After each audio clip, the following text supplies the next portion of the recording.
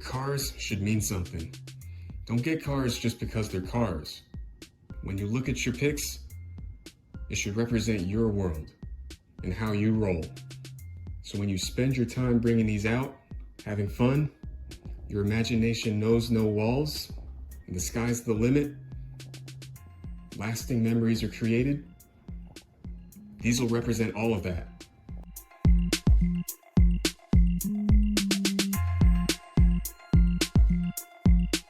The price paid for that car and just how far you're willing to go for it represents what that means. Everything I do, there's something I have that goes along with that project. So I've been asked if I could present my entire collection, just straight open up all the bins and start showing them off.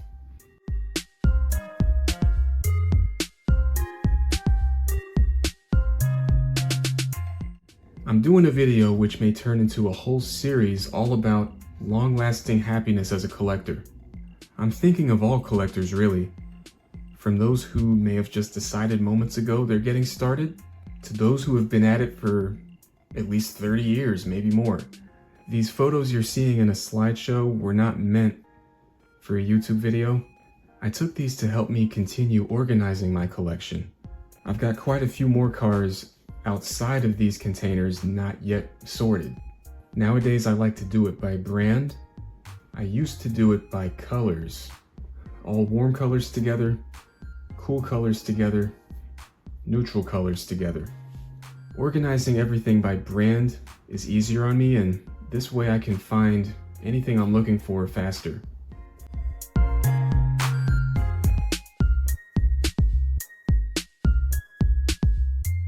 Now, if there's anything in particular you'd like a closer look at, you can comment below with something along the lines of where did you get that?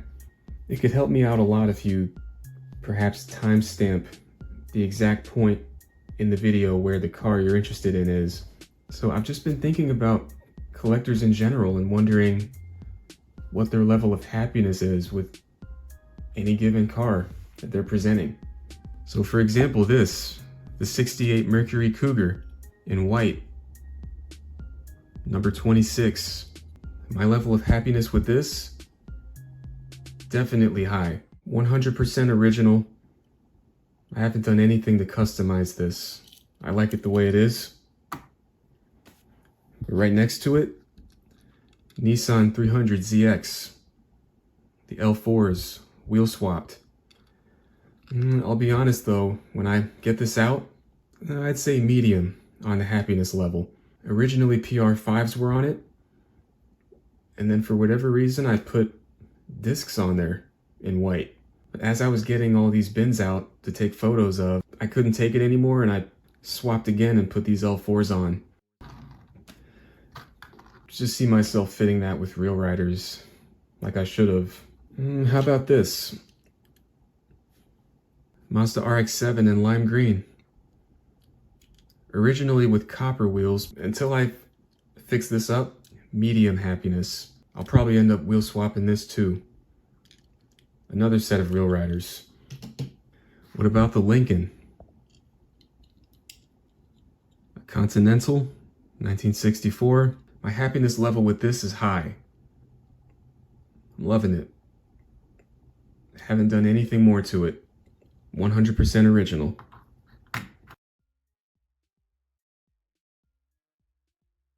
A fellow collector told me one time he doesn't shop at Big Lots because of higher prices than other stores.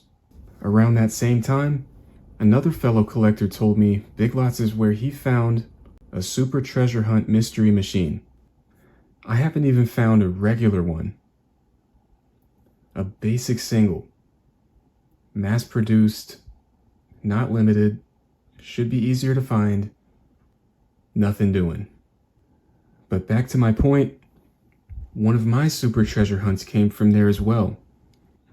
This is the off-road truck, case code 2015Q, if I'm not mistaken. I've been hearing great reasons to keep avoiding certain places. It's just that if you find something like that, or even a basic T-hunt really, or something just as cool, there's a lot out there. Depending on what you're looking for, you won't care how much that costs. I sure didn't, and I have a better time stopping by certain places like it's my first time ever. You'll never guess where I got this RX-7 from. 2013 QT Hunt. Just the basic one. Save a lot. Save a lot? Yeah. What am I doing there? Can't remember. In 2015, this was the first T-Hunt I ever picked up. At the time, I didn't even know that. I hadn't learned about T-Hunts yet, and I simply liked the way this looked. Now up front there, 2 more T-Hunts, both from Walgreens. Now there's a store I avoid because of higher prices, and yet I just keep doing it, stopping by Walgreens again, but not to treasure hunt. I've been to a lot of places like that, places that I either forgot entirely that they carry stuff like Hot Wheels, or I never knew. I just thought I'd share how things have been going for me as a collector, 10 years into it. This is entirely up to you though. If you have your reasons for avoiding certain places, and you don't want to go there, then what's the point? Now, I personally would rather not spend more than 5 minutes at a dump bin, or the pegs, those display stands. It doesn't make a difference. I've got things to do.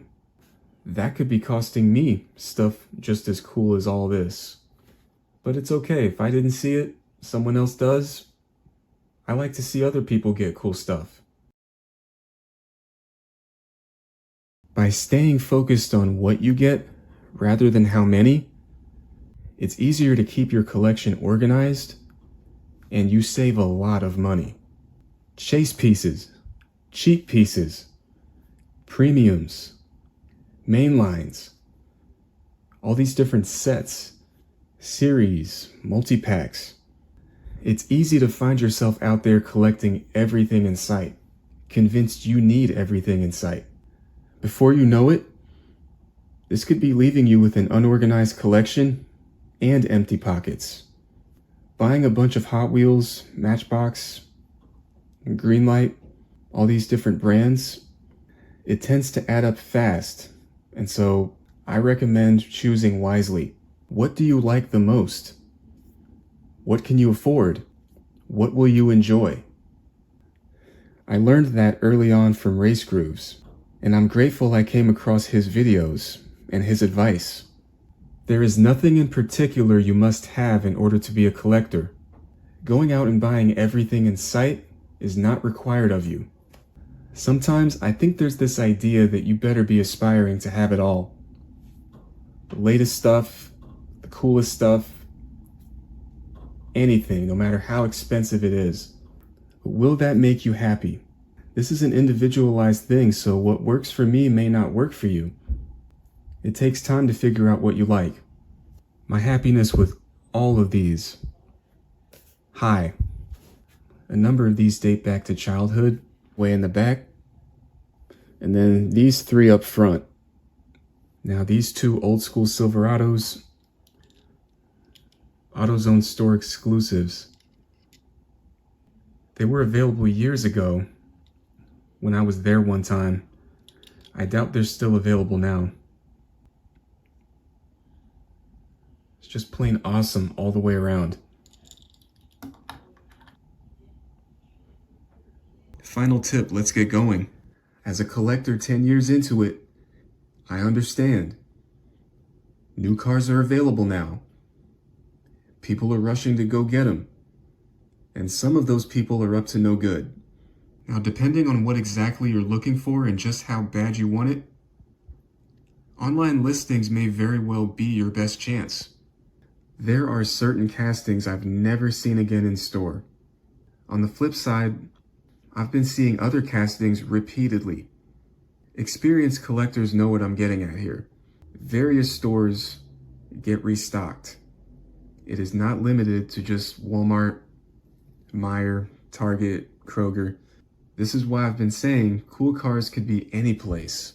I just had out 2 trucks that were part of a store exclusive set at AutoZone. But don't forget thrift stores like Goodwill and also flea markets. Those can be great places to look as well. There's no telling what you'll find. This tip and my previous tip are aimed at buying impulsively and overpaying. I feel like I missed the mark and people are getting a totally different message than the one I was trying to get across. The last thing I want for collectors is to be looking at a bunch of cars in their collection and asking themselves, why did I get that? Now, one of my most frequently asked questions is, where did you get that? The truthful answer to that is a little bit of anywhere. It would be nice if I could simply name to you one store and one store only that I get all my cars from, but that would be a lie. Back to this last point, chances are you have more time than you think to find what you missed. The best case scenario, you find it at a lower price than you would have paid if you got it sooner. Alright, so that's all for now. I hope this helps. I encourage you to subscribe for more, and also stay tuned to my Patreon and Instagram pages for more content. It's RT Spacer with you. Keep it rolling. Now remember, these tips are not rules to live by. Only tips. They're meant for you and your long-term happiness as a collector. The kind of stuff going on in today's world, you need that. Simple pleasures bringing you that diversion away from stress and toward entertainment in life. Your cars should mean something.